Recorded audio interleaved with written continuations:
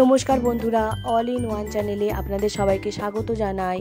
আশা করি সবাই ভালো আছেন, সুস্থ আছেন। আমিও ভালো আছি।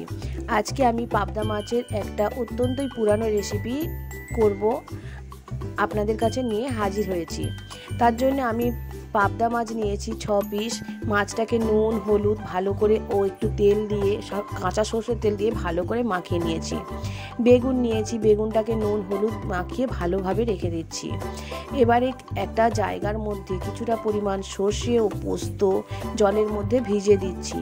সর্ষে ও পোস্তটাকে আমি শুকনোই মিক্সিতে গুঁড়ো করে রেখেছি, কারণ যখন আমার প্রয়োজন লাগবে সেই অনুযায়ী আমি ভিজিয়ে ইউজ করতে পারবো।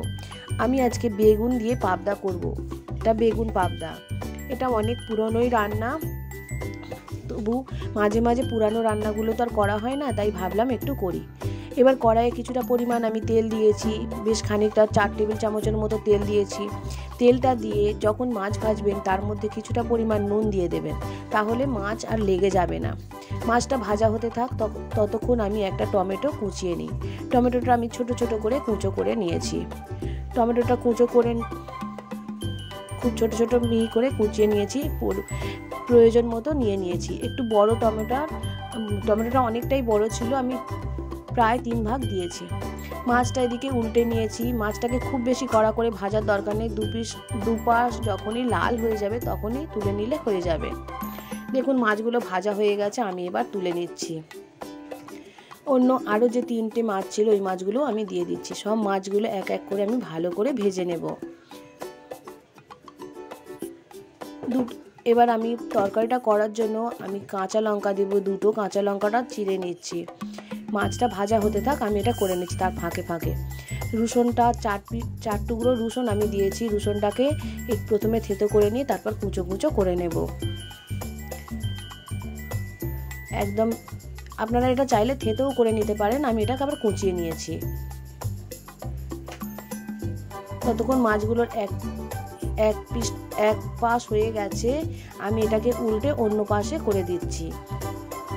2 পিঠই যখন ভালোভাবে ভাজা হয়ে যাবে তখন আমি এটাকে তুলে নেব। এই মাছ ভাজতে খুব বেশি সময় লাগে না। দেখুন ভাজা হয়ে গেছে, আমি এটা তুলে নিচ্ছি। মাছগুলো সবই প্রায় এরকমভাবে ভাজা আমি তুলে নিয়েছি। এবার কড়াতে যে তেল থাকবে ওই তেলের মধ্যেই আমি বেগুনগুলো ভেজে নেব। বেগুনগুলোকে ভালো করে লাল লাল করে ভেজে নিতে হবে। আমি প্রথমেই একটু বেশি পরিমাণ তেল দিয়েছিলাম, কারণ মাছ ভাজার পর ওই তেলেই আমি বেগুনটা ভেজে নেব বলে।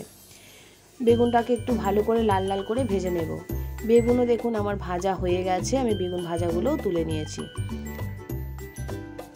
এই বেগুনগুলো খুবই নরম হয়, তাই ভাজার সময় প্রায় 80% সিদ্ধ হয়ে যায়। ঝোলে দিয়ে বেশিক্ষণ ফোটাতে লাগে না। এবার কড়ার মধ্যে আমি কালো জিরে দিলাম। কালো জিরে ফোড়ন দিয়ে রসুন কুচি ও লঙ্কা ফোড়ন দিয়ে দিয়েছি। রসুনটা দিয়ে বেশিক্ষণ নাড়াচাড়া করতে লাগে না। তারপরে টমেটোটা আমি দিয়ে দেবো। খুব বেশিক্ষণ ভাজলে রসুনের একটা অন্যরকম গন্ধ হয়, তাহলে ভালো লাগে না খেতে। এবার টমেটোটা দেওয়ার পর সামান্য পরিমাণ লবণ দেব, দিলে টমেটোটা তাড়াতাড়ি গলে যাবে। এবার সর্ষে পোস্ত যেটা ভিজিয়ে রেখেছিলাম 10 মিনিট পর, সেটা আমি এই কড়াইয়ের মধ্যে এবার দিয়ে দেব। টমেটোটা যখন ভাজা ভাজা হয়ে যাবে ঠিক সেই সময় এই সর্ষে ভেজানোটা দিয়ে দেব। এর মধ্যে কিছুটা হলুদ গুঁড়ো, কিছুটা লঙ্কার গুঁড়ো দিয়ে খুব ভালোভাবে আমি মিশিয়ে নেব। পরে আমি আরও কিছুটা লবণ অ্যাড করেছি স্বাদ অনুযায়ী। কিছুটা চিনি আমি এর মধ্যে দিয়েছি, যাতে টেস্টটা ব্যালেন্সে আসে। যেহেতু সর্ষে আছে তো একটু চিনি দিলে ভালো খেতে হয়। এবার এর মধ্যে আমি জল দিয়ে দেবো 2 কাপ পরিমাণ।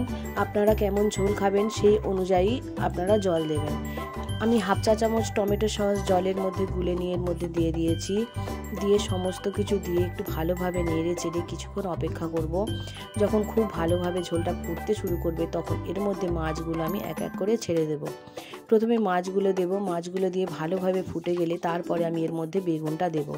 প্রথমে বেগুন দেওয়া যাবে না, তাহলে বেগুনগুলো সব গলে যাবে। দেখুন মাছগুলো দিয়ে আমি ঝোলের মধ্যে ভালো করে ডুবিয়ে দিয়েছি। এবার এর মধ্যে কিছুটা পরিমাণ কাঁচা সর্ষের তেল আমি দিয়েছি। কাঁচা সর্ষের তেলটা দিলে এই ঝোলটা খেতে আরও অনেক ভালো হয়। দিয়ে খুব ভালোভাবে আমি নেড়ে চেড়ে মিশিয়ে দিচ্ছি। দেখুন খুব ভালোভাবে নেড়েচেড়ে আমি মিশিয়ে দিয়েছি। এবার এটা কিছুক্ষণ চাপা দিয়ে অপেক্ষা করব 5 থেকে 7 মিনিটের মতো। এর বেশি ফোটাতে লাগবে না। 5-7 মিনিট পর দেখুন উপরে তেল ভেসে এসেছে এবং আমি এর উপরে বেগুনগুলো ঝোলের মধ্যে ডুবিয়ে দিচ্ছি এক এক করে।